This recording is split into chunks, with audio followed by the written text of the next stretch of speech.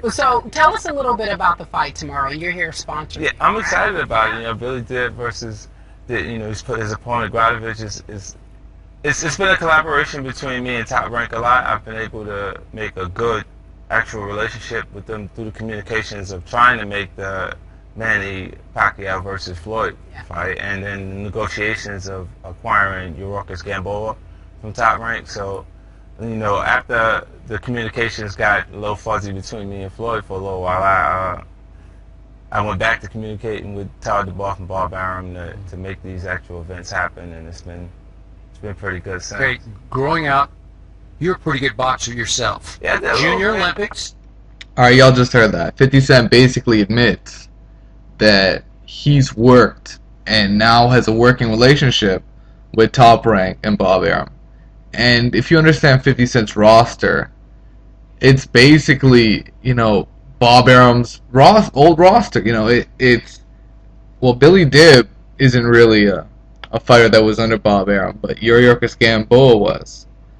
Andre Durrell, not really, but I think he had Andre Berto at some point, and that was actually a Golden Boy fighter. So basically, in 50 Cent's journey as a promoter, he wanted that Mayweather. He wanted to promote Mayweather, and it didn't work out. So he had to go back to Bob Arum because he had no other choice. And now he's basically working for Bob Arum.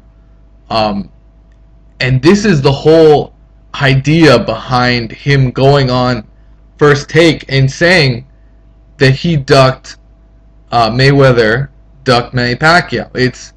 It's to sort of, you know, show his alliance, show his allegiance, and show that, you know, try and get Pacquiao some positive PR. He hasn't gotten it in a while, and this is sort of 50 Cent's offering to Bob Arum.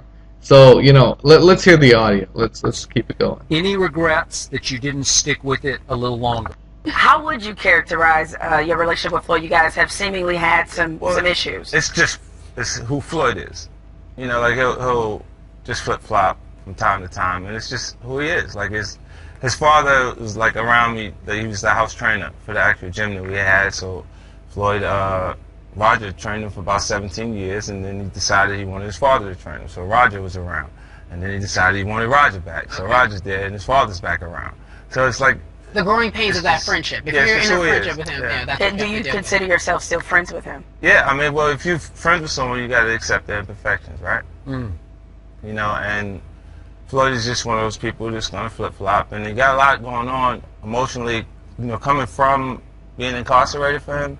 60 days wouldn't be a lot to someone who's been in an environment that experienced those type of things before, but for him, it was a traumatic experience, and I can't wait to see, how he performs following that. Okay, now that you have some distance from Floyd, a little more objectivity, did Floyd duck Manny Pacquiao? Yes. That was like a 3-second pause. And it's funny because Skip, the first real boxing question he asked 50 Cent is, did he duck Manny Pacquiao? Like, it's like, this had to be pre-rehearsed. They had to talk about it. Okay, what do we talk about here? We don't really want to talk about Billy Dib. We know what we want to talk about, so let's be straight. Can you say he ducked him? That's basically what's going on. He did duck the fight. That's $100 million, and he just left it.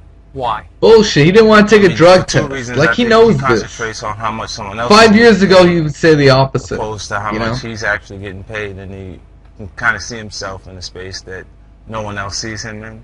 Like, that he's so high or on top of it that he shouldn't actually give some of the other great fighters the opportunity to be in that position at this point. So, and it is true he could fight a cab driver and we'd be tuned in to see it. You got that right. Now we would. So, yeah. Okay, but I'm sorry. Yeah.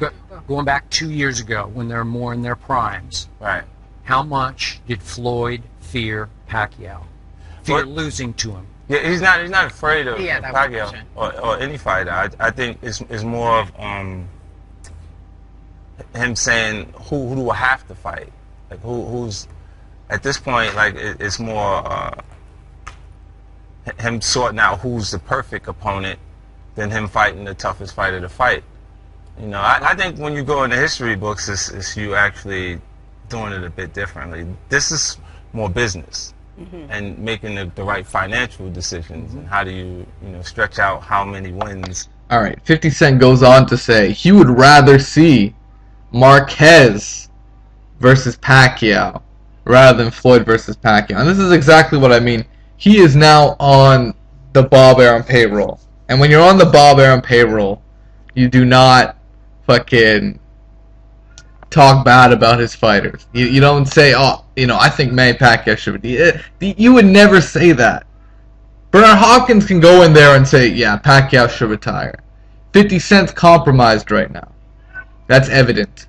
And if you don't buy it, check out boxingsocialist.com. Carcino has a great blog on is 50 Cent working for Bob Arum. I agree. After hearing this, he's clearly working for Bob Arum.